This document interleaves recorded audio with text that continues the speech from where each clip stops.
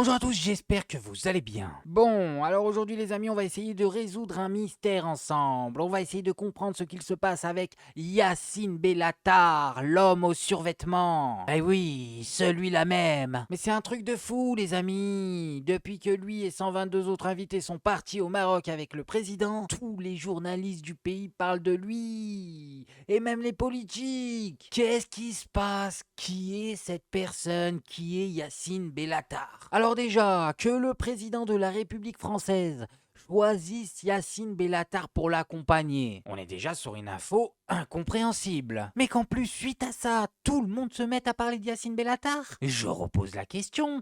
Qui est cette personne? Et vous allez voir les amis, en me posant cette question, j'en suis arrivé à constater des anomalies bien mystérieuses, bien étranges. Ah oui, il y a anguille sous roche. Mais avant de commencer les amis, comme d'habitude, vous le savez, si vous appréciez le travail, si vous appréciez le contenu, on laisse un petit like, un petit j'aime pour la force. Bon, et on y va directement avec ce premier extrait. Une interview sur i24 News les amis, c'est pas n'importe quoi quand même. De Chalgoumi, plus connu sous le nom de Chalgoumax l'homme au max, qui va se démonter Yacine Bellatar, mais pièce par pièce. Enfin, je vais pas vous mentir, il essaye parce qu'on ne comprend pas tout. Et pour vous dire toute la vérité les amis, moi sur le cas de Yacine Bellatar, je ne sais pas quoi en penser. Je suis mi-figue, mi-raisin. Alors oui, je le sais, je l'entends, des fois il dit des choses bien. Mais c'est plus fort que moi les amis. Mon sixième sens se déclenche à la Spider-Man, un danger approche. Et j'ai du mal à le sentir.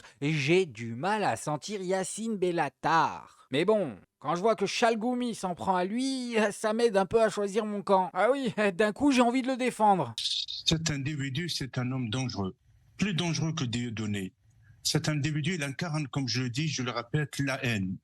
Il utilise l'humour, c'est un pseudo-humoriste, c'est pas un humoriste, pas du tout. Moi, je suis pour la liberté, pour Charlie, pour tout le monde, pour avoir les critiques d'autres. Mais ça... Ouh là là, qu'est-ce qu'il nous raconte? On comprend rien. Je crois que ce martien veut communiquer. Si on a un traducteur qui parle le franco-martien dans les commentaires, je suis preneur. Parce que là, entre Dieudonné, la haine et le fait qu'on comprenne un mot sur 6, je suis un peu perdu. Cet homme, il est le gardien de ces idées archaïques, dangereuses, antisémites, avec un discours victimaire.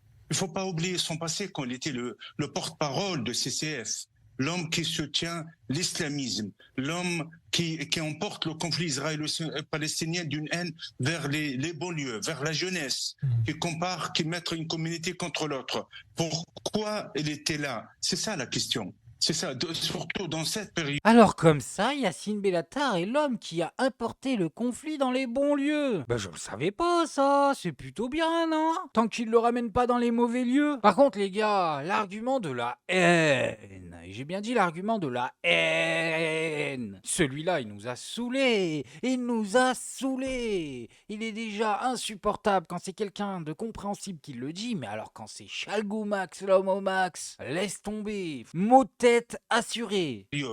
Est-ce que les centaines de milliers de franco-marocains ils sont représentés par Yacine Bellatar? Je ne pense pas. Ouais. Il y a des milliers de franco-marocains que je connais, que ce sont des élites, des écrivains, des journalistes et des chefs d'entreprise. Je pense malheureusement c'est une insulte. À part ça, le tenue comme il était habillé. Les amis, je crois qu'on a glissé dans un monde parallèle en fait. On a ici le premier imam autoproclamé de France. Autoproclamé, oui, tout seul, comme ça, comme un grand. Qui nous dit déjà que Yacine Bellatar est un pseudo-humoriste. Voilà, c'est un peu gros venant d'un pseudo-imam. Mais bon, passons. Ça encore, vas-y, tu dis ce que tu veux. Si ça te fait rire, ça te fait rire. Si ça te fait pas rire, ça te fait pas rire. Mais venir nous dire que Yacine Bellatar, en tant que représentant des franco-marocains, est une insulte aux franco-marocains, c'est vraiment l'hôpital qui se fout de la charité. Le gars fait le tour des plateaux télé en représentant les musulmans, mais d'une manière, on dirait un dessin animé. Il n'y en a pas un seul dans ce pays qui se sent représenté par Chalgoumi et il vient faire des jugements comme ça. C'est fou, c'est fou. Un manque de respect au président de la République, c'est un manque de respect au roi de Maroc ou de Maroc. Ouais, je pense malheureusement tout à fait la manière comme il est, c'est une insulte. C'est une insulte Alors, à la France, au Maroc. Ah mais j'ai compris. En fait, Chalgoumi voulait y aller, d'accord. Il a la rage, les amis. Il a la fameuse haine. Ah mais pourquoi Yacine et pas lui? Mais Chalgoumi, je vais te le dire, pourquoi? On ne comprend rien à ce que tu dis. On va pas s'afficher quand même. Bon, je veux bien, t'es gentil, mais bon, quand tu parles, on comprend rien. C'est une insulte aussi, cette amitié, de ramener un homme comme lui antisémite. alors, Imam Chalgoumi, vous dites justement donc, qu'il adopte un discours victimaire, anti-français, antisémite. Est-ce que ce discours, vous diriez qu'il est dominant aujourd'hui dans les banlieues françaises, en sachant qu'il n'y a pas vraiment de chiffres, hein, évidemment, précis sur ça? Vous savez, ces hommes, ils ont déjà préparé le terrain comme Dieudonné et comme d'autres. Aujourd'hui, après le 7 octobre, cette montée de l'antisémitisme, il n'y a pas de fumée sans feu. Le discours et le pseudo humoriste Yassine Balatar, il a joué un rôle très dangereux dans le banlieue, à la confrontation, à la division et surtout la haine. Mais pourquoi on va poser des questions comme ça à Chalgoumi? C'est bien trop compliqué. Donnez-lui les jouets qu'on trouve dans les salles d'attente des médecins. Tu rentres le carré dans le carré, le rond dans le rond, ça c'est à son niveau. Mais allez lui demander ce qui se passe dans les bons lieux. Mais il n'en sait rien, il n'en sait rien. Regardez-moi ça, il raconte n'importe quoi. Les mecs ont pas le temps dans les banlieues. C'est koh je vous ai dit, ils ont pas le temps. Il y a pas de politique dans les banlieues. En rappelant quand même que Yacine Bellatar n'a pas été condamné pour antisémitisme. On parle, en 2 mots pour conclure, Imam Chalgoumi, on parle quand même d'un repris de justice. En termes d'exemplarité, on aurait pu faire mieux de la part de l'Élysée. Vous êtes inquiet vis-à-vis de ces signaux qui sont envoyés ces derniers temps, au final, par le président de la République? Je suis triste parce que le 4 septembre, j'étais à l'Élysée. Toute son équipe lui-même, ils sont engagés pour lutter contre l'islamisme, surtout la mouvance frères musulmans.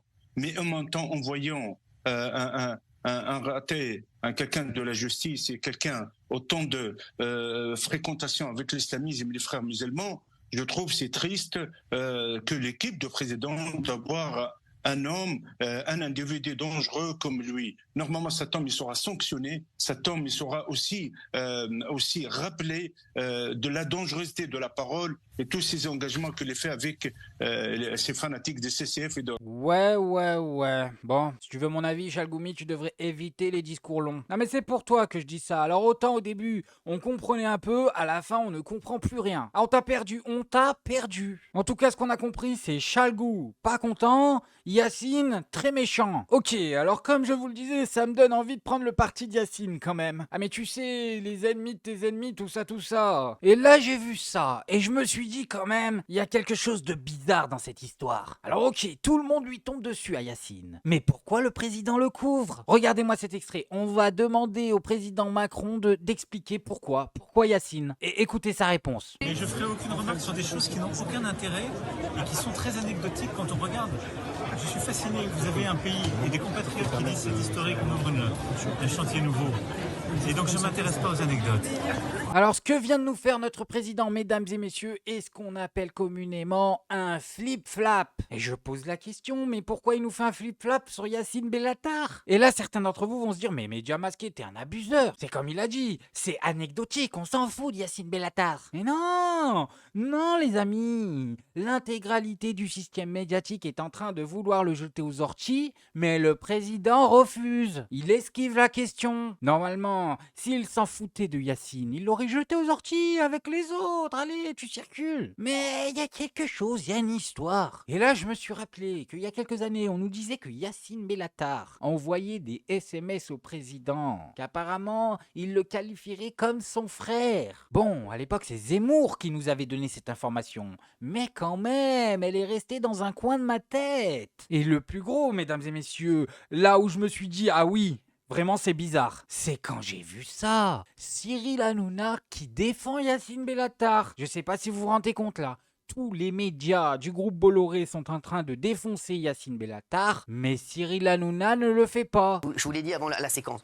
Je vous l'ai dit, voilà, il y a plein de, je suis d'accord avec très peu de choses avec Yacine Bellatar et lui aussi avec moi. D'ailleurs, on le sait. Mais c'est quelqu'un avec qui j'ai travaillé, c'est quelqu'un qui connaît mes parents, etc. Et moi, je suis comme ça, moi. Je suis pas là pour enfoncer les mecs que je connais, que j'aime bien et qui sont mes potes. Donc voilà, moi je suis comme ça. Après, Je lui dis, si vous arrive n'importe quoi, je serai le premier à vous défendre également. Ouais, bon, on va se poser la vraie question, les amis, on va le faire. Qu'est-ce que Yacine Bellatar a pour tenir Macron et Cyril Hanouna? Ah mais il a quelque chose, je vous le dis. Il a un dossier, il a un passé, il a quelque chose. Mais il est en train de tenir avec sa main gauche Emmanuel Macron et avec sa main droite Cyril Hanouna. Je vous le dis, c'est un fait, c'est ce que je constate. Les deux refusent de le jeter aux orties alors qu'on les a vus avoir beaucoup moins de remords sur des personnes qui semblaient plus proches d'eux. Et par exemple, j'ai trouvé ce témoignage troublant de la comédienne Christine Bérou et je me dis mais pourquoi cette histoire n'est pas remontée? Voilà, je commence à devenir parano, mais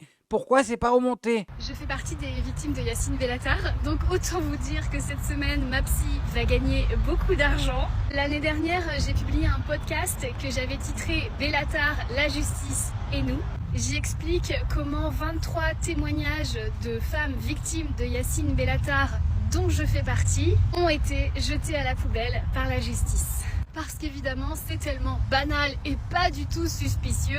23 femmes qui ne se connaissent pas et qui se plaignent toutes des mêmes faits de violence venant d'un seul et même homme. Donc nous, on ne nous a pas pris au sérieux concernant les violences psychologiques et sexuelles qu'on a dénoncées. Mais les 4 autres hommes qui ont porté plainte contre Yacine Bellatar pour menace de mort, eux, oui, on les a écoutés et du coup Yacine Bellatar a été condamné. Bon alors voilà les amis, je vais poser directement la question que tout le monde se pose en voyant ça. Est-ce qu'elle ment? Est-ce qu'elle ne ment pas? C'est vrai que son histoire elle est bizarre. Déjà il y a le fait qu'elle sourit. Oui, on l'a tous remarqué, elle sourit pendant qu'elle dit ça. Après, on va pas se mentir, ça peut être un mécanisme de défense en mode soit elle sourit, soit elle pleure, donc mieux vaut qu'elle sourit. Allez, ça passe. Mais il y a aussi une autre anomalie dans son histoire. Elle nous dit 23 femmes différentes. Or moi, je suis pas plus bête qu'un autre, elle a cité le nom de son article, donc je suis allé chercher. Et là, je tombe donc sur son truc, Yacine Bellatar, la justice et nous, bien daté du 27 septembre 2023. C'est 23 témoignages concordants, principalement de femmes. Donc déjà, elle nous disait 23 femmes, là c'est principalement de femmes. Et quand on va plus bas, on peut lire sur 23 personnes se déclarant auprès des autorités victimes ou témoins des agissements de Yacine Bellatar le 18 septembre,